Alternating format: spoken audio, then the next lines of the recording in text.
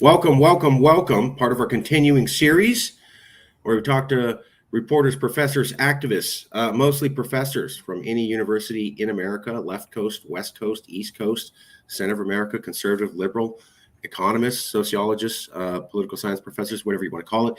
We want to provide their information and their perspective to you, unedited and unaltered, so that you could do this thing that was popular when I was in high school called thinking for yourself.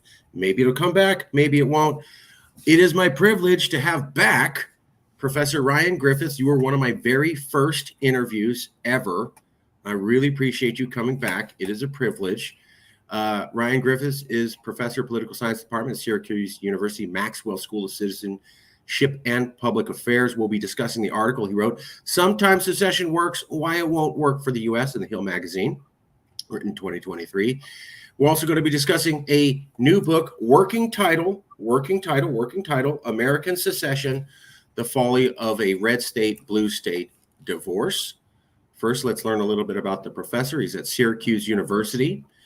He's the research co-director for the International and Interstate Conflict Program, senior research associate for the Program for Advancement of Research on Conflict and Collaboration. So a lot of experience in this. He teaches topics on nationalism and world politics, theories of nationalism, international relations, orders and change in international relations, revolutions in U.S. foreign policy. He focuses on the dynamics of secession and the study of sovereignty, state systems, and international orders. He teaches a variety of courses from revolution to international order. His most recent book is titled Secession and the Sovereignty Game, Strategy and Tactics for Aspiring Nations, from Cornell University Press, 2021. Previously taught at both the University of Sydney in Australia and at Johns Hopkins University, very famous university. He also served as a visiting assistant professor at the Barcelona Institute for International Studies, and a visiting fellow at Yale University's Macmillan Center. He earned a PhD in international relations and comparative politics at Columbia University in 2010. And Columbia is one of the top universities for that. He's a professor in the Department of Political Science at Maxwell School of Citizenship and Public Affairs. He focuses on secession and the study of sovereignty and state systems. We've already covered that. Some of the books he's written: Secession and the Sovereignty Game, Strategy and Tactics for Aspiring Nations, The Age of Secession, The International and Domestic Determinants of State Birth. Some journal articles, Are Secessionists Making the Right Arguments for Independence? Toward a Theory of Heteronomy, Der Drang zum Eigenstaat, Local Conditions and the Demand for Independence, Secession Strategy and Tactical Variation, The Pursuit of Independence, War, Interaction Capacity, and the Structures of State Systems, States and Their International Relations. So a lot of international relations background and a lot of experience studying secession movements around the world. Here's some of the various academic positions: Syracuse University, the Hertie School, Center for International Security, University of Sydney, Barcelona, Yale, and Johns Hopkins. Bachelor in philosophy from UC Berkeley, great school, and then Columbia. And this is the article that the professor wrote. We'll get into that. It's somewhat related to the new book, not completely. But first, let's check in. Professor, did I say anything wrong? Did I get anything incorrect about the background? Is there something we need to correct? No, that is, you did a great job. Thank you for the very kind and generous introduction, Marcus. And let me just say, it's very nice to be back chatting with you. I always enjoy our conversations, and I learn as much from them as I hope you learn from them. So thank you. You are a master in this field. You're very well educated, and most importantly, I'm glad that you're carrying the conversation to a public space. So you're writing books, you're studying this, and then you're also trying to get that information out to the lay public, like the Hill article. And I find it very informative and detailed, more than the media typically does when they discuss this. You know, they're kind of like, oh, that's bad and wrong, and you actually break it down. First, what is the book about, and how much can you talk to us about American Secession, The Folly of a Red State, Blue State Divorce? And then we'll go into the article. Sure. The book, so it's a work in progress. I'm hoping to have a full draft this summer and have it out at some point early next year with a little luck. So the book actually grew out of the article that you're talking about here that I wrote for The Hill last year. And that article was an interesting development. I was invited to do it by my media department, and I enjoyed writing that op-ed. I don't always enjoy writing op-eds because they're hard to write, and sometimes you work really hard on one and it doesn't land. But that one I very much enjoyed, and then it inspired me to write this book. All right, so the book, in broad strokes, it looks at an argument that I think, and I think you feel the same, is becoming a bit more common in the American, in America, which is that maybe there should be some sort of national divorce between what we'll call blue America and red America. And, just as a shorthand, that would produce, we'll say two countries, red land and blue land, right? It can get far more complicated than that. But let's just go with that for a second. And as you can see here, there's the photo of Marjorie Taylor Greene, because the article from last year was responding to a tweet she made in February, which was that, hey, look, it's not working anymore. It's time to have a red state, blue state divorce. She was obviously supportive of the red state side. She made a more recent tweet about that earlier this year, 2024. So what the book does, it's very simple, really, is that it says, all right, let's consider the implications of doing this. All right.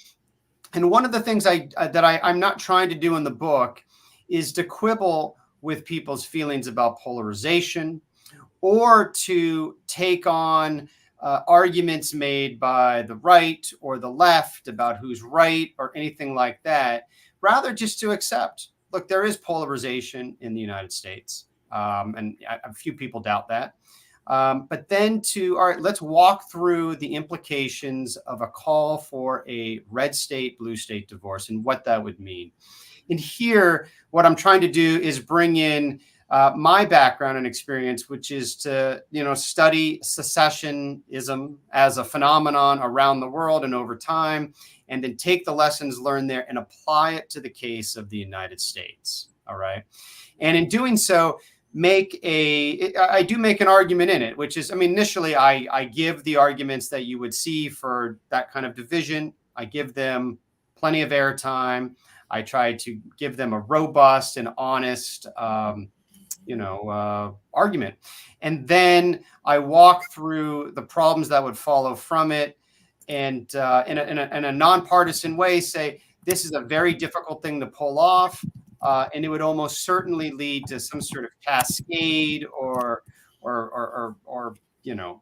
basically a lot of bloodshed and a lot of violence and a lot of turmoil. And it's a path that I think people need to reconsider. So if I were just to summarize, I would say a point of the book is to try to disabuse people of the notion that secession is an easy solution to polarization. It's in fact, at best, a last resort solution, and sometimes it may not even be that. So you're looking at kind of Civil War style, if we split into two full separate nations. This isn't exactly like if Texas by itself wanted to leave and the rest of America stayed intact. This is all the conservatives leave and all the liberals leave, and you'd have massive chaos if you tried to split a population of 300 million apart in half. That's right. So let me make a basic distinction here between what we'll call a red state, blue state divorce, right? And something like Texan or Californian independence, all right? Let me deal with the second category in a second. But the first one is the one I'm aiming at, which is this idea that we can divide America into, red land and blue land. And for reasons that you've sort of alluded to already, I don't think that's possible. Secession, when it works, generally works when you've got a very distinct and regionally concentrated nation. And they can be distinct for a set of reasons, maybe language or race or religion, all kinds of things. But they're regionally concentrated, ideally some sort of border that separates them from other regions so people can easily agree upon where the border should be drawn. And then ideally some sort of special administrative status for that region, okay?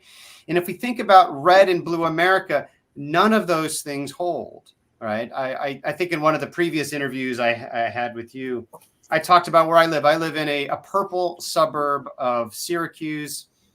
I have neighbors who are Republican, Democrat, Independent. We don't even know sometimes, but it doesn't matter. We all get along. There are households that are divided. And if you tried to get into the business of dividing America into red and blue, you're not only going to divide communities, you're often going to divide houses and bedrooms. So you would then have to figure out a way to unsort those populations or draw some sort of very complicated map that nicely sorts the different people, into red land and blue land. And all of that is very complicated, as you can imagine. And one of the things I do in the book is walk through systematically the different perils that would follow, right? And here I borrow stuff from political science about polarization and ideological hardening. Then what follows from that, unmixing, cleansing, security dilemmas that result, populations on the run, refugee crises, vital land grabs, all kinds of things you could imagine. And civil war would certainly follow from that. So that's the project. Now that's different from the project that I know you're involved in California or in Texas or other regional movements. I think those are also very difficult things to pull off.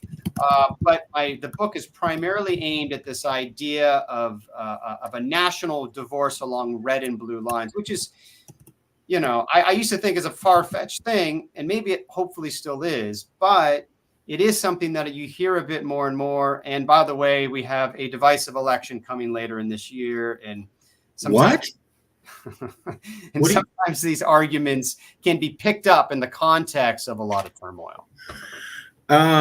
Okay, a couple questions to get started. You already answered this, but just to be clear for the audience, political polarization is real and it's bad. It's not little bit bad. It's not, it's fine, we'll get over it. It's significantly bad. Would you agree to that? I would. So I think polarization is at a very high point in America. I don't disagree with that at all. And it's not something I disagree with in the book at all. I would hasten to point out here, though, that polarization, like you and I, we could get in a van and drive around the country and visit different places. And that'd be a lot of fun, by the way. Yeah. But we might have different interpretations about the severity of that polarization, right? You and I could look at the same facts just as many Americans could. And as you know, people on the right side of the political spectrum, on the opposite side from you, may look at the same facts and see them very differently. And that's just something that happens. I don't see polarization in America as a runaway train that will inevitably get worse and worse and lead to some sort of bad future. But arguing whether or not I'm wrong on that is very difficult because it comes down to how much we feel the danger of that polarization. But I'll say in general, there's no question. The fact that we're here and considering these issues and the fact that, it's an election coming up that is, I get butterflies, I get nervous thinking about it. That's a sign of the polarization that I see and feel. Trump versus Biden a second time. What could go wrong? I mean, so I want to say this artfully. Marjorie Taylor Greene, when I've interviewed other professors, is seen as somebody who's not a great spokesperson. She talked about Jewish space lasers, so that kind of hurt her reputation. But I've also heard, she's not wrong when she says that things are kind of bad, like the level of division is bad. In her stance, she says we need to have a full red and blue, total two separate nations. And she didn't explain that well. I watched her interview with Hannity. Even with her coaching her, she still didn't explain it very well. It was kind of a patchwork idea.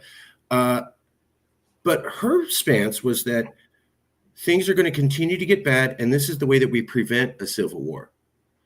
How do we know that things definitely won't get worse and that we won't have one scenario I brought up to people, some professors who were experts in calming down political polarization, was they said, okay, let's say you have the perfect solution to political polarization. It's we're going to educate the public. We're going to institute moderate voters. We'll have Australia-style voting. We'll have Congress members hug and kiss each other before they even go to their separate, whatever you want to call it. What if it takes 5 years to get that up and off the ground for a population of 300 million, like to get people into doing it, making this happen?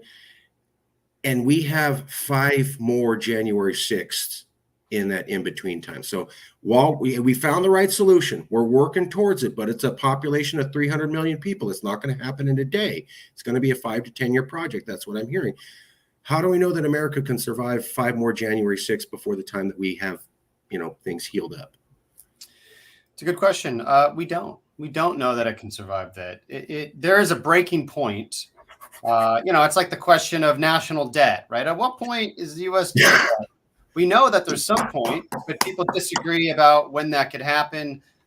It's the same kind of thing when we consider what's the breaking point for U.S. law and order. Ooh.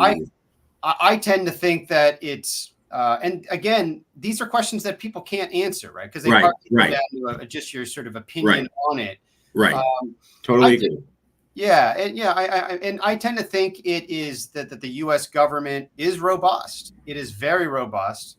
It can break. And look, in the long run, I mean, by that I mean like we're talking centuries. It will break, right? Things will change, and as Keynes said, we're all dead in the long run, right? Sure. So it will break. I don't know how much it takes to break it, but I also don't know how many more, storming of the Capitol buildings we're likely to see. It might be that, in another 10 years, we'll get together on an interview like this and we'll think, well, things kind of smoothed out, right? And and whatever, the right constellation of factors came together. You had a realignment in political parties. You had new rules put into place to try to create more moderate districts, all kinds of things that you're familiar with. That could all happen. Conversely, there may be another universe where you and I get together in 10 years and we're living in different countries because New York is now a different country. Or maybe we're both part of Blue Land because I live in New York. I love the way you said that because I'm a Marvel fan. So different universes. But I think that perfectly encapsulated. Like, we don't know. You're right. We're getting into what happens next year and then 2 years and 3 and 4, 5, 6 years from now. That's impossible to know. You can take intelligent guesses, but okay. So it might get better. It might get worse. What were your main arguments for why a full break national secession like Marjorie's talking about? Well, first, before I ask you that, I just, as a personal question, your personal opinion as a professor, but also as an American, is Marjorie Taylor Greene, let's say her solution is wrong and the way she presented it was inartful and confusing. Is she wrong for broaching this topic, for saying, wow, things are really bad, we should have that kind of conversation of where this goes? Is she wrong for broaching that? So this is more, you asked for my personal opinion. Personal opinion. I think she is. I think, okay. and I think for two reasons. Well, it's actually really just one big reason. One is that she is an elected official. Okay. And, if you're an elected official of the United States government, I do think you have certain responsibilities about what you say and do, right? Somebody could say that, and I think in some of the responses to her tweet in 2023, some people called it treasonous, that sort of thing. Those are strong words, but nevertheless, I'll just go with irresponsible. All right. Because you're working for an institution and then you're proposing that it be broken up, and if you did that for a company, right, for a private organization, they would probably fire you, right? You're working for us, you're getting paid for us, by us. And now you're saying to other people in these side conversations, we should really break this company up. Right. So I think that, but I think it's also irresponsible in another way, which is that, and this is a theme in the book, right? Most people, and this comes out of experience interviewing secessionists in different places around the world, typically in much more developed secessionist regions like Catalonia or Kurdistan or Scotland, things like that. People almost never know, even the leaders, they really never have a full understanding of what that path entails. It becomes very theoretical. It becomes based on a good deal of wishful thinking. So they'll throw the arguments out, but how it really works is kind of it's like a dark room that you're entering into. Okay. And I think if somebody in a position in a position like hers, like Marjorie Taylor Greene, where people listen to you, you're an elected official, you have a large audience, to say that you can normalize that conversation, you can normalize that language. People begin to think that this is a very realistic option when they may not really know much about what follows from it. And that's not because they're ignorant. It's just because people generally don't know.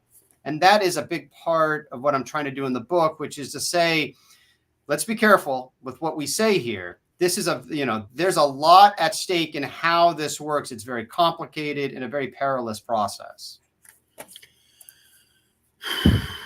And of course, you had mentioned that there were conditions where secession seemed to work, but regionally concentrated, recognized border, some sort of special administrative status, and a lot of those missing here. Okay. What are the main well, first, and also just to back you up, Professor Bridget Coggins from University of California, Santa Barbara, wrote a book on international recognition.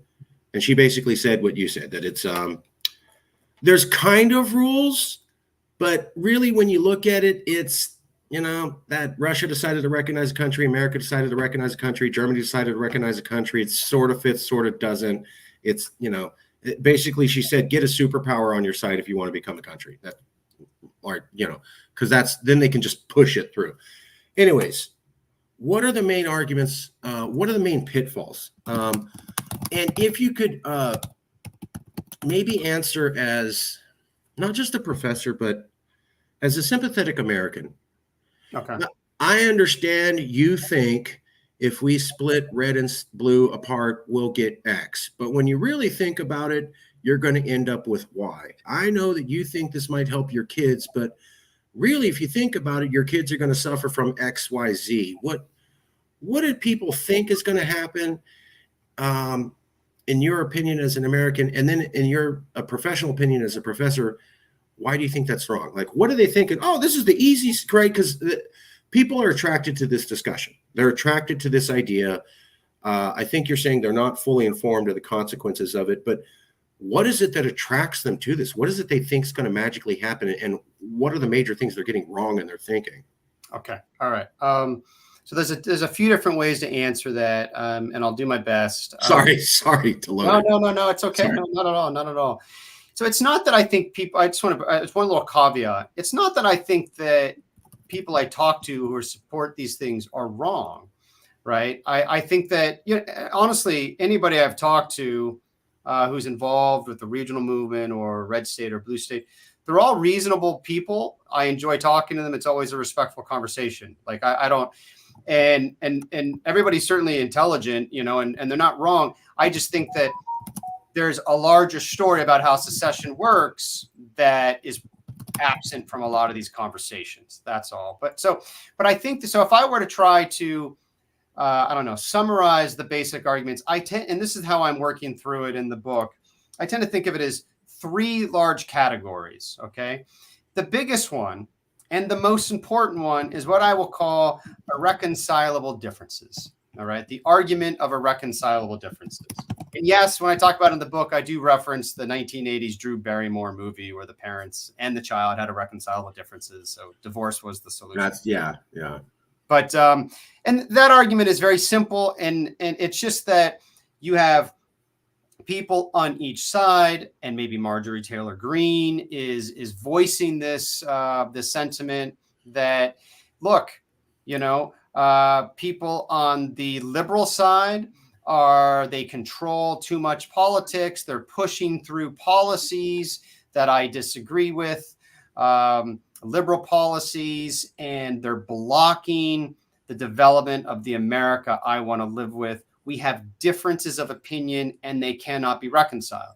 The mirror image is maybe on a more liberal side, the repeal of Roe v. Wade, the blocking of progressive policies. It's blocking the ability of the governmental institutions of America to produce a life that we all want to live, right?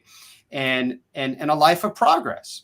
And if you've got this kind of block because of differences in opinion and ideology, and it cannot be worked out, like, you know, I'll use the analogy of marital divorce. It's not a perfect analogy, but sometimes it's convenient. You know, like two people in a marriage who no longer love each other and can't work through their issues, going their separate way may be the best solution, right?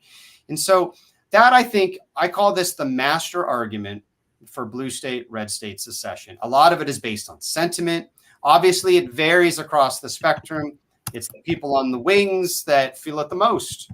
You know, people who are more moderate might be like, I don't know, it doesn't seem like a big deal to me, you know, and et cetera. But it's that basic argument. Now, it breaks down into smaller points about specific issue areas and maybe electoral politics and rich states versus poor states, rural versus urban, that kind of thing. But I would sum it up by saying that, you know, you can have this argument that the system is broken and the other side is stopping my side from living the way we want to live, a life of progress and meaning. Okay. And I'm very sympathetic to that. Like, and I do not mean to say to people who feel that way that you're wrong. That's certainly not the thing, right? I think that's the master argument. The two other arguments are, one is that it's a legal argument that there is a right to secession in America. All right. And I work through that and basically say that, you know, so for instance, this came out when Nikki Haley was still in the running for for the Republican nomination. And she got caught saying, well, what about if Texas wants to secede? And she says something to, I'm paraphrasing here, they have that right, of course. A couple of days later on CNN, they kind of tried to pin her on that. Do they have that right? And she said, well, no, not constitutionally, but people need to pay attention to Texan concerns. So she was kind of equivocating there. So, and sometimes you talk to individuals who are pro-secessionist or pro-red state or blue state, and they might believe that that right is a decided thing or it's a constitutional right. One of the things I do in the book is say that is not at all the case. However, it's complicated. It's also not the case that everybody agrees that there is no constitutional right to secession. Most of the legal field thinks or tends to believe that that was settled in the Texas v. White Supreme Court case after the Civil War. But there is a strong minority view who disagrees with that for various reasons that get kind of technical. So yeah, I spend time talking about the legal argument, but also blow it up into a larger thing to say that, you know, you can go round and around on whether a group or people has a right to secession, but ultimately it's a very political, right? It's a political act, and it becomes active. It becomes important in the context of polarization, in the context of irreconcilable differences. The reason we're talking about it right now isn't because we're all living a happy life and singing. Right. Oh, it's because there's polarization. So it becomes an active debate in that moment. But if trying to disentangle America through secession is the project, that's a political project.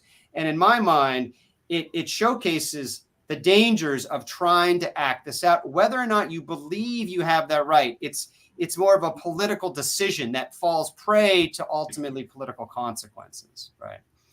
Anyway, that's a mouthful. The third argument I make is also dependent on irreconcilable differences. Sometimes you see people making the argument, smaller political units is better. Right.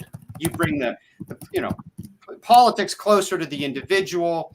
And I'm sympathetic to all these arguments, but then I also talk about how there's problems with that as well. And ultimately, that is an argument that only really becomes active in the context of strong polarization and irreconcilable differences. So I work through all of those, but the main point I try to do is just say, all right, let's take this seriously, and then walk through how it would work out with a red state, blue state divorce, and talk about all the problems that follow from it and the disintegration, et cetera. It would look a lot like, well, I was about to say it'd look a lot like the movie Civil War. That's not. I was going to ask you if you've, Have you seen it? True. It wouldn't look just like that, but nevertheless, the kind of arresting and very upsetting violence that you see there would likely follow from an attempt to split America in two in this way. I always, when I have these conversations with people about political polarization, they obviously always bring up the Civil War and how horrible it was. And I always bring up, we didn't just jump into the Civil War. There was this thing called Bleeding Kansas. And it was like 5 to 10 years before. And it was people in the South and the North reading newspaper reports of somebody walks up and just shoots someone in the face because they're like, oh, you're a slave owner. I'm a free stater. And just years of this kind of low level Italian years of lead type violence that went on for years before we ever had Bull Run. And I constantly remind people, we didn't just jump into full-scale armies. We had 5 to 10 years of newspaper headlines across America saying, these people are literally killing you in the streets and nothing's being done to stop it. And I wonder, if you see violence up and down, would that prep you to do something extreme? And then I wonder if we had that again. What if we had Bleeding Kansas, but this time it was televised, right? So it's not newspaper scripts, it's live video. Someone with a red badge on their thing walks up and you see them gun down a family of people who are in blue. I remember when they showed the George Floyd video, this country lost its cool immediately after that video released. I'm wondering if we had a Bleeding Kansas period, if people wouldn't lose it very quickly and we could find ourselves in a situation we never possibly imagined before, simply because it's televised violence on a mass scale. I mean, picture 100 Americans shooting down another 100 Americans and the whole thing's televised. I hope that never happens, but we're getting to the point where we have the technology, smartphones, and something like that could happen. When that happened last time, it precipitated the Civil War, it prepped people for it. I'm worried about that. To get back at what you're saying, irreconcilable differences, there is a right to secession, smaller political units is better. I've heard the smaller political units is better. That's an old, smaller is beautiful, or the beautiful is smaller. So it's an old concept. Why? But then you also have, I think there was a book called The Size of Nations by Enrico Sperliorio or some Italian researchers, and they were saying, there's kind of a average size of nation, something like France or Germany. And when you get to China, Brazil, Russia, America, they're off the charts in size. Is there an argument there? Most of the around 200 nations are not gigantic swaths the size of Russia, China, Brazil, India, and America. That's kind of rare. Is a much larger political unit less stable, or is there nothing to that? Yeah, so that's that argument that so there's a book called American Secession by F.H. Buckley. You probably read that. I mentioned in it. You are mentioned in it. That's right. And and probably the main thesis that Buckley's offering is that bigness is badness. He basically walks through all the problems with big countries and says why smaller countries are better. So there is, I'll put it like this, there is a kind of more public facing argument about this. But then there's also a very rich and very technical academic literature, mostly by economists, and Buckley's partly referencing that in the background by people like you that you mentioned, like Alesina and Spolare, right? Yes, thank you. Yes. Right. And so what they basically say is, look, you can think of a trade-off in terms of the size of a country, right? Being a big state or country can be helpful because, bigger state, bigger countries have bigger armies. So they have bigger economies, national economies of scale. So that's the benefit. Of course, being a small state means they use some more economistic language, but it all boils down to the average voter preference is closer to what decision makers want because you just don't have as much variation in preferences across a district. Right.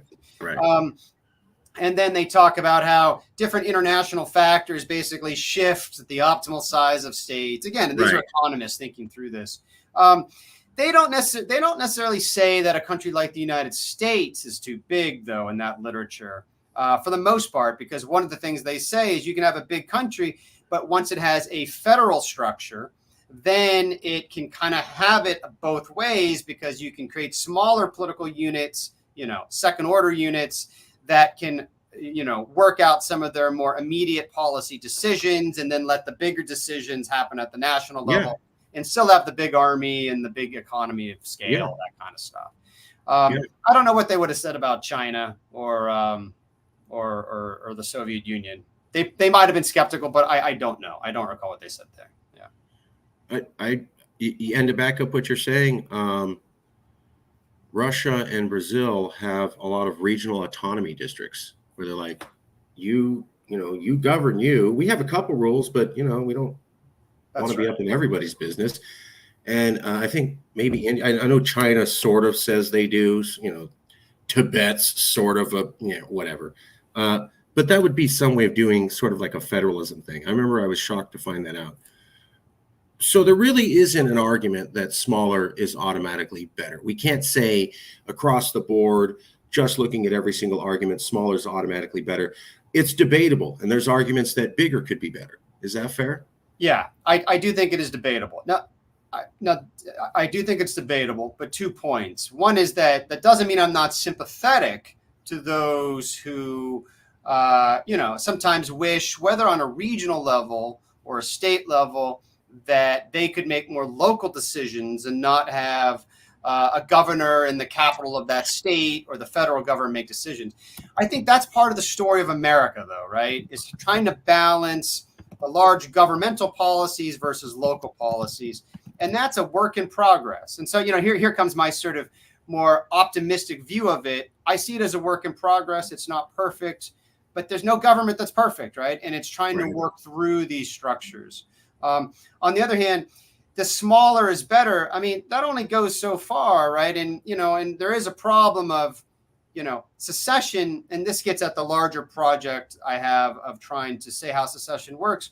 It's often recursive, meaning that, one group tries to secede and then groups within it try to secede, and they can still make the argument smaller. So Texas secedes, then then Austin says, well, we don't want to be part of Texas. We want to be the Republic of Austin. And that sounds good. And they say smaller is better. But then some suburb within Austin, that's more Republican says, well, we don't want to be part of the Republic of Austin. Smaller is better. And so you've got these complicated issues, and those are not costless transitions. They're expensive and difficult, and they can change people's lives and sometimes ruin them. So there's a lot at stake, I think. So what are we know what the categories of thought, why people are attracted to this idea. What are the major pitfalls? Hey, I just heard we should split America into 2 countries. You just ran into me and we're in the elevator. What would you tell me? I'm a total stranger. I barely know you, but you're like, whoa, you're really backing this idea of just splitting America into 2? My God, did you think of X, Y, Z?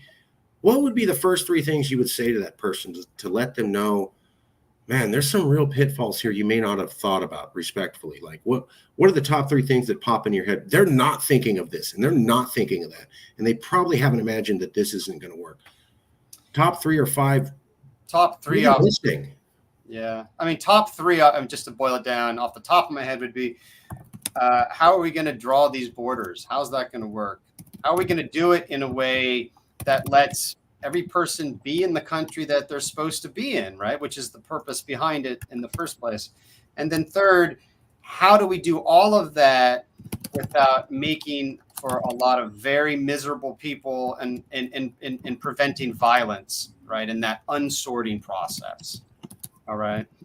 I mean, I can give a slightly more detailed, like one of the things I do in the book is try to work through, I call them the perils of American divorce, right? And, one of them is the first one up front. I call it polarization and ideological hardening.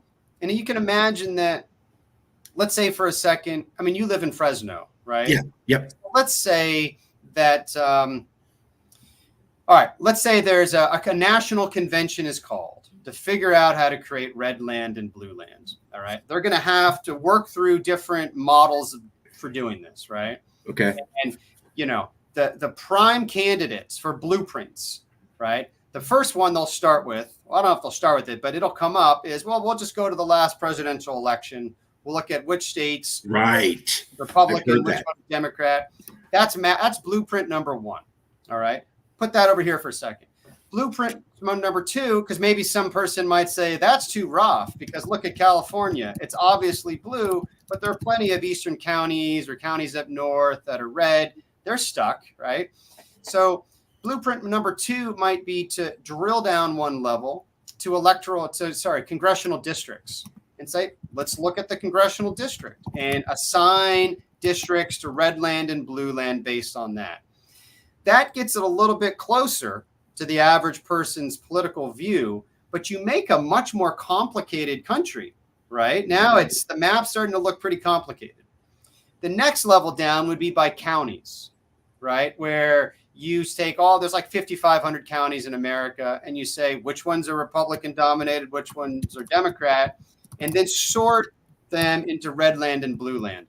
There, you've got even closer to people's political preferences, but you've got a very complicated political map with islands, blue and red, particularly islands of blue within a sea of red. Blue land would now look very small. Red land would look huge, right? So you do that, but you still have plenty of people stranded in the wrong county, et cetera, right? Now, I don't know, what county is Fresno in? It's Fresno County. It's Fresno County. Fresno City, Fresno County. I don't know Fresno County well enough, but there's probably, I don't know, maybe somewhere it's middle ground, maybe something like that, right? So imagine that in a theoretical county where the polling shows about 48% Democrats, 48% Republicans, and 4% undecided. Right. And then in that same, constitutional convention, we'll call it a deconstitutional convention, right? Nice. They say, let's let the districts that are really tight have a vote. Let's let them vote which country they want to be in. Oh my goodness. Imagine how that'll play out. You're now going to get people are going to start really leaning into being red or leaning into being blue. They'll apply pressure on others. You get ideological hardening. And we know from work in political science that the middle becomes awfully quiet and awfully deserted in those moments of ideological hardening. Yep. Right? Yep. And so now counties are going to shift one way or the other, right? But a lot of people are going to be pressured, right? You might get people who are kind of pressured to get the hell out of here. Get out of Fresno County, go over to San Francisco or go to Nevada, whatever it is. You get people pushing others, right? That's the polarization and ideological hardening. And then you'll start getting a process of unmixing where either people say, I don't like it here. I can see where the county is leaning. I'm going to move. Look, and there's a lot of people in the country who feel strongly about these things and they're armed. You have militias. We know all about this. You can easily get people in that context where the country is dissolving and trying to work through how it's going to be ordered, beginning to pressure people through threats or at the point of a gun to get out of this county and go over there. So you start getting an unmixing process. And if that happens, you start creating security dilemmas where you've got populations that are vulnerable. And if one starts shooting at another, you start get recriminations back and forth, which feeds back into the ideological hardening, right? I mean, so again, I take a chapter and I just walk through these parallels that are sequenced in terms of how they interact with one another. Then imagine the leaders, the emerging leaders, who, by the way, are going to be fragmented, right? It's not the case that if red land is easily going to be under the control of Donald Trump and blue land will be led cleanly by Joe Biden. It's going to, imagine blue land by Joe Biden. Do we think that Gavin Newsom is going to be fully on board with that? I'm not so sure, right? These things are going to get complicated. And then you're going to have leaders thinking, well, wait a second. It might behoove us to send in some militia or requisition military forces to secure vital assets. Georgia is on the fence in terms of red blue. There's the great blue dot of Atlanta. You can imagine red forces saying, if we could just reduce that blue dot a little bit, in the case of a vote, we're going to look a lot better. All these problems, and I'm really just going. No, that's what the show's about. We want the deep dive. Yeah. We want the deep dive. And falling from all of that, just all of that turmoil, and then you're going to get populations on the run. The United States would have an internal refugee problem following from that kind of attempt at unmixing. And so again, a big portion of the book is walking through, let's take the project of taking this seriously. How would you do this? And then all of the problems that would follow from it. Just to back you up so that everybody watching, this is a congressional election district. And I think what the professor's saying is we're used to state boundaries. That all goes away. If people say, let's split up by congressional districts, it's each map, these lines match nothing. They're not even based upon rivers or national geographic boundaries. They're just all over the place. It'd be a totally scattershot map. And then I think you're saying if you go into county level, wow, every single inch of every single part of a state border would change. And you'd have disputes every, I don't know, mile or 10 miles of how this land. It wouldn't cleanly separate because we wouldn't be doing a clean state break. Not necessarily. We might be looking at counties or congressional districts, in which case things get massively complicated. Is that fair? That is correct. Yeah. I mean, so this is congressional districts. I call this blueprint number 2. I forget the exact number, 500 odd congressional districts, right? Right. The next level down would be counties. There's about 5,500 of those. That's not the exact number, but something like that. So it's even smaller. It's more granular, right? In blue and red. And trying to create that map, not only, it creates lots of islands of blue within red and some islands of red within blue. And that makes for a very difficult national border between the countries. It's very difficult to work out that process, particularly if you have people shooting at one another, right? As I understand, yeah, it makes it difficult to hold elections. There was a place called Bosnia. Yeah. And this is a county map for everybody. So you can see, my God, there's 30 or 40 counties for most states. If you actually started breaking it up into counties, I mean, you'd be doing this debate of borders for years. Yeah. It looks like, to actually figure out. And we don't know what the dividing line is. Maybe it would be states, maybe. But like you said. And one way to think about it too, Marcus, is even if we went with Blueprint 3, which is the county one, right? That still doesn't put everybody in the place they want to be, right? Because again, there are couples, right, within households who disagree on these issues. So the way to make it perfect for every individual is to let them decide, but that's impossible. You wouldn't be able to create a coherent country because it wouldn't work. You would have to overlay the two countries on top of one another, right? Fair. There is no perfect blueprint. The bigger and more rational the map, the more people are going to be be a minority in a place that they perhaps don't want to be, right? So there's a trade-off between we'll call it the rationality of the map and how many people get to live in the country they want to live in. Left behind enemy lines, so to speak. Yeah. Okay. Well, I think we covered that. Like, what are the top 3 things that they're missing? How do we make people? How are we going to draw the borders, and how do we do all that with making people not miserable? What's the other big pitfall besides how are you going to draw these borders that you think a lot of people, when they are initially attracted to this, let's just split up America and that's the way to solve division, that they're missing? Yeah. I can see, but another big one that you think most Americans are missing, in your opinion.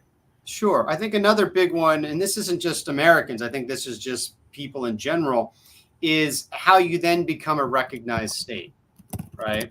How did the two, so again, let's say I'm married. Let's say my wife and I got divorced, right? There are rules about there are laws about how we need to divide our estate. And if I grab the car and the kids and take off, then, my wife can call in the police and say, hey, look, he ran out, etc. There are no rules, right? There's nobody out there to govern the division of assets for the United States. Okay. Think about all its diplomatic embassies and consulates abroad, its membership in key organizations, all of its military hardware and bases around the world. So just to give you one very simple example, the United States, every recognized country has an international legal personality. The United States has that. And that gives it access to all kinds of things. And one example is a permanent seat on the United Nations Security Council. Right. That is, talk about, that's the P5, right? That's China, the United States, Russia, France, and United Kingdom, right? Those countries can veto so many things in world politics, including recognizing new countries, right? Now, when the Soviet Union collapsed, right, it was a P5 member, and Russia, as the core of the country, held on to that identity. It's as though Russia said, hey, the country's dissolving, but we are the primary unit in this country, so we're going to keep that identity. We're going to remain on the Security Council as a permanent member. That's what Russia did, okay? Now, sometimes when countries dissolve, they don't keep their identity. So when Czechoslovakia divided, right? Neither country kept the permanent identity. Both had to then reapply to the United Nations. All right. So sometimes I had a conversation just the other day with somebody who's a proponent of red state Americas separating. And they said, well, blue land and red land can just divide like Czechoslovakia. Right. Well, maybe. But what that means then is that both countries will forfeit that position on the UN Security Council. Then red land and blue land would then have to reapply to the United Nations, seek recognition around the world, and that P5 of all powerful states of the UN would now be the P4. And boy, I imagine China and Russia would be pretty excited to not have the United States on that council anymore as a permanent member, right? You give up a lot. But let's say that, things don't go so, it's not such an amiable divorce, then the default rule might be that whoever retains the national capital, Washington, D.C., might be able to say, well, we are going to keep that legal identity, and the other will be treated as the seceding unit. That's likely blue land. Washington, D.C. would likely, best guess, if I'm a betting man, I'm not, but if I was, I'd say blue land will get Washington, D.C. They'll say, a newly emerging Joe Biden, president of, might say, we keep that identity. We're a permanent member. Is Redland going to accept that? Are they going to say, oh, wait a second, that's fine. You keep all the assets, all the right you have in all these organizations around the world, all those embassies and consulates, we'll start anew. We'll apply to the United Nations as a member, and you can veto us, apparently, because those are the rules, right? I'm not sure that divorce is going to work out so swimmingly, right? And that's just one example of all of the attendant issues that follow from trying to join the international community. It's complicated. It's difficult. Think about national debt, right? As a quick example, on the run up to the 2014 Scottish referendum on independence, right? I was there. I was tracking it. And I have to compliment the Scots. You had these amazing debates on the streets. They were civil. They were great. But nevertheless, you had people who were pro-independence saying, well, if we become independent, no problem. We'll join the EU or we'll stay on the pound. Our pensions will still be managed by the British economy. We'll get the North Sea oil. Medicare will still be on the British system. No problem. Right. And then on the other side, the British government was saying, where did you get that idea? Do you think that you're not going to have to take some of the debt, that North Sea oil is yours, that you can remain on our pension and the pound? None of those things were worked out, right? So voters have to, they're basically voting on a bunch of unknown things. And that's what referenda do. It's not like exactly the consequences of what you're voting on. You really don't. There's a lot of emotion and a lot of uncertainty on it. So point being is just that there's a lot of uncertainty about how these processes work. And I think that it's not that people are uninformed in America. It's just that people don't think about these things.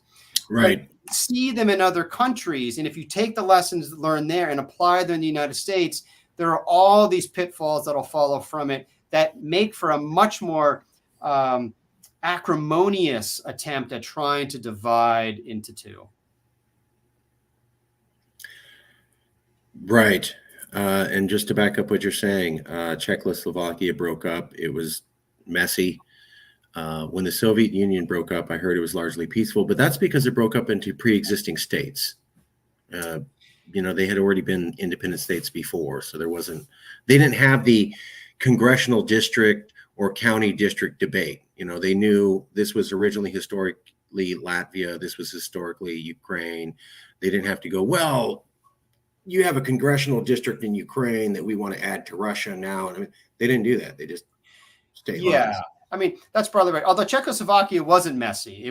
That was clean. It was the so-called velvet divorce. Yugoslavia was a very messy. There you go. Sorry.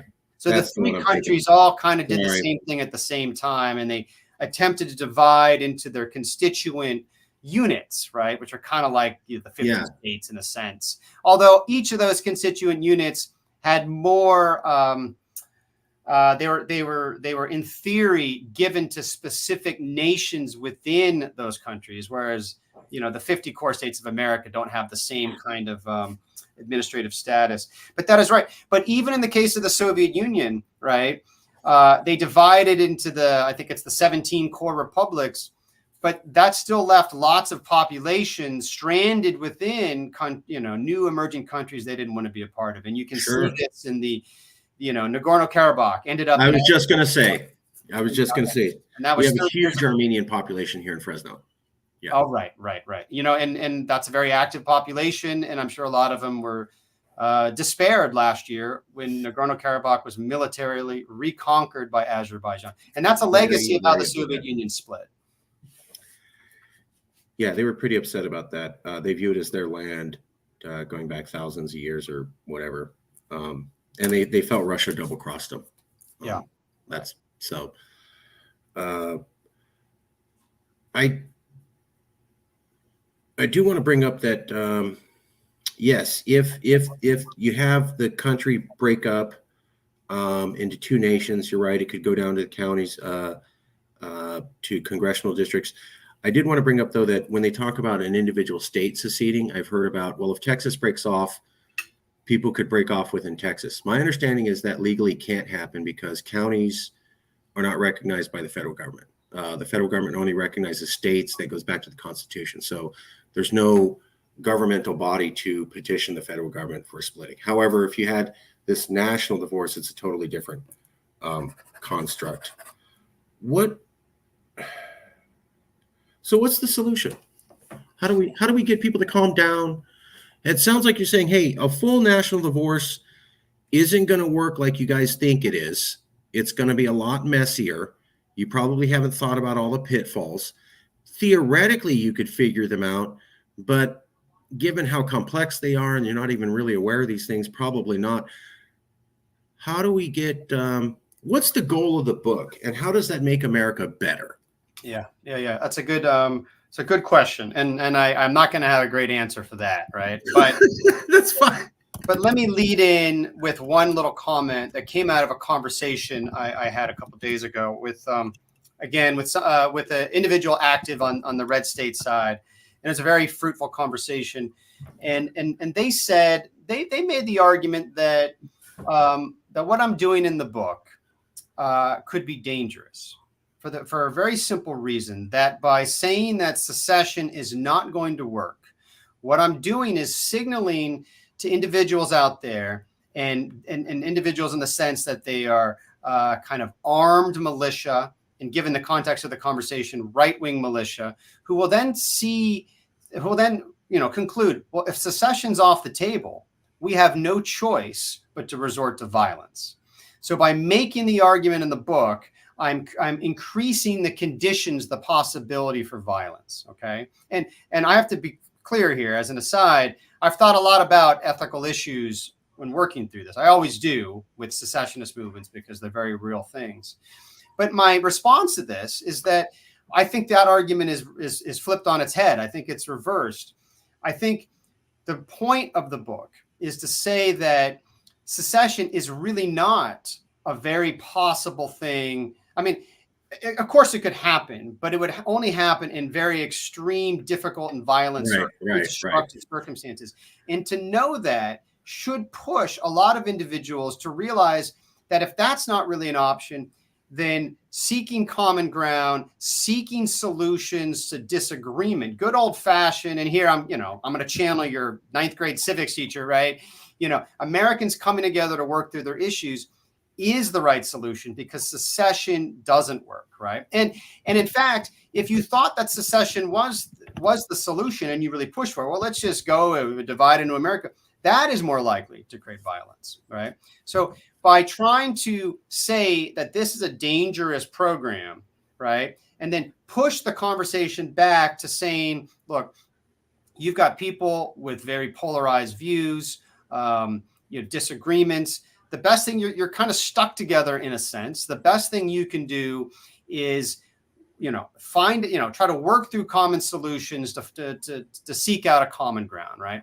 And I don't spend a lot of time in the book going through those solutions, because those are things that, you are just as familiar with as I am, maybe even more familiar. You can think of different policy ideas about, getting away from voting districts that are gerrymandered and create ideologically radical constituencies, Supreme Court, term limits, all kinds of things that, like if you go through the top 5 things political scientists suggest for reducing polarization, there are the greatest hits right there.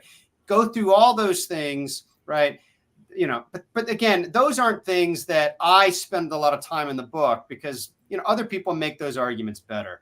My point is to say that if you think that this is a solution, you shouldn't really see it as a very good solution. It's very dangerous, and therefore redirect your attention back to the point of seeking common ground, right? And look, I'll be honest too, Marcus, I haven't written the conclusion yet, but I intend to. The book is nonpartisan. It's a little patriotic, and I'm not bullshit. I'm not BSing there. Like, I really make a pitch to how I feel about this issue, which is, look, fairly moderate person politically, who has lived in California, who's lived in Nebraska and Florida and New York, and sees, I see fellow Americans in all those places. And so a common ground approach is ultimately not only the best solution, in my opinion, but potentially the only real solution. I like it. I don't. The idea if the book causes violence, I think, is a irrelevant point. In America, in the West, we decided, I guess, after World War II, that it would be better for us to have these conversations and read books and debate things, and not say that idea is bad, let's keep it away from the public. We said that that's what the Nazis do, and the communist Chinese and the communist Soviets, and maybe it does keep peace in their population for a little bit, but we said that that's not progress. And as we look over history, democracy is more stable than any of those other systems long term, although we do have problems, 1960s, Civil War, etc. But we tend to stay together over the long picture than not. So I view their point as moot. This is what we do in this country, what we should be doing, discussing. I don't think that's a good idea. Here's my reasons. If you disagree with me, write your own book. Let's keep the discussion going. That's my feeling, is that you're going to cause violence by causing a discussion. No, not my fault. Reason, unless I'm saying my book's about how war is the solution. I mean, no one's saying that. So, it's like, oh, Socrates, how dare you have a conversation between these ancient Greeks? Someone could get mad. That's life, as we do in the Western order. Okay. I'm going to load. This is one of the last questions. This is going to be a little tricky. I'm warning you ahead of time. But you had mentioned that you felt that polarization is a real thing. It's kind of bad in America. That's not a big surprise. We have the highest rate of the filibuster being used in the Senate in history, the highest rate of cloture, which is where they shut down the debate and force an immediate vote in the last century, the least productive Congress in 50 years, a Congress that passes the least amount of laws in 60 years, is the most divisive in 100 years, and they're now passing the least amount of joint legislation where you'd have people from different parties tag team and support a legislation. So across the board, the metrics are the worst they've been in half a century. Why is that an option for bringing us together? I mean, people are looking at this and going, wow, the system is not working. There's hard metrics showing that we are doing the worst we've done in 50 years. Why is that the solution instead? Well, I mean, so the solution being trying to work through your issues, you mean? Yeah, I mean, go like in the article, go back to the Constitution, go to Congress, try to reach out, work on. So couldn't a critic say, man, I've been doing it, it's not working? And have you seen the stats? We're the worst we've been at that in half a century. Yeah. Why have faith? Yeah, I mean, well, because I guess for a couple of reasons, right? There's that thing. It's a kind of an unquantifiable, which is how each individual sees that and concludes whether or not it's broken or kind of great, right, right. So I accept. I mean, I won't quibble with the the stats that the period of polarization is the worst it's been in my life. I'm not super old, but whatever. That it's bad, right? Okay.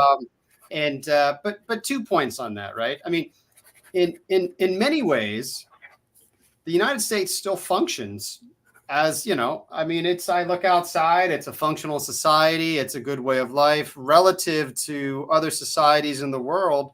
Not all societies, people will trot out Denmark and say, look at them. But yeah, I get it. Right. Yeah. But it's still a functional society. It's doing well, et cetera. The economy is still growing. There are problems. There's no question. And, whether the problems writ large are worse than earlier decades is kind of depends on what you stress, but polarization is certainly worse. And it gets in the way of proper policy making.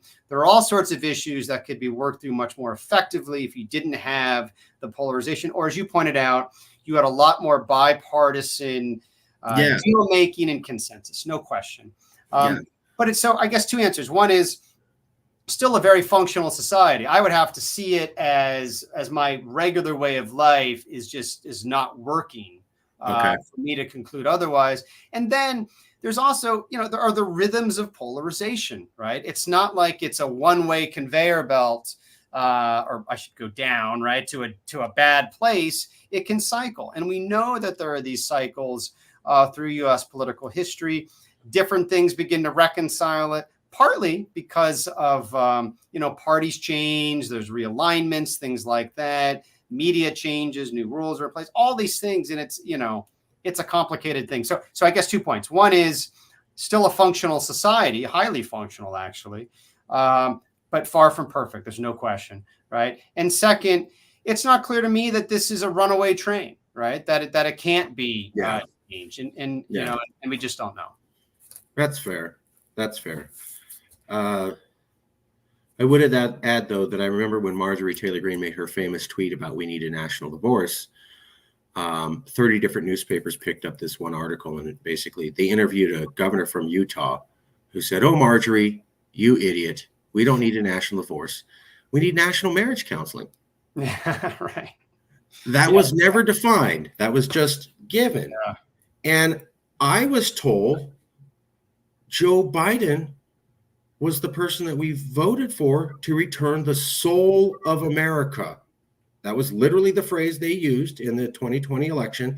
He would be, quotes, the return to decency, and quotes, there would be a, quote, national calming that would happen when he was there, where Republicans and MAGA people would learn, oh, we were wrong, and we need to give up our ways. And Joe Biden would bring them all together. That's totally failed. So if Biden was the one that was the national election and bring us together in the soul of America, and he completely failed, who does the marriage counseling now, Professor? It's a good question. And Marcus, I do not have an answer for that. There's no I'm sorry. There's nobody in the U.S. political firmament. I'm trying to think. AOC? No. Nobody that I see. There's no politician out there that I think that is the person who can bridge the divide, right? They may be out there, and it may just be my own sort of ignorance, not following closely enough all the different people.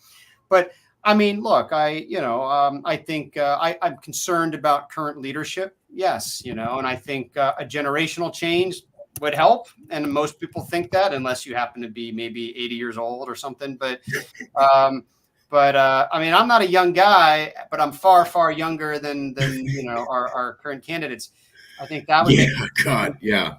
But so long story short, I don't have a good answer for you. And I wish there was that person, that could do it. Who came to mind, but this is a joke, really. I thought of Stephen Colbert because I think he's very funny. Stephen Colbert, yeah. But obviously he's not running for president. So Ted Cruz wouldn't be maybe a best candidate. No. You're Squad. Oh, I'm sorry. Yeah.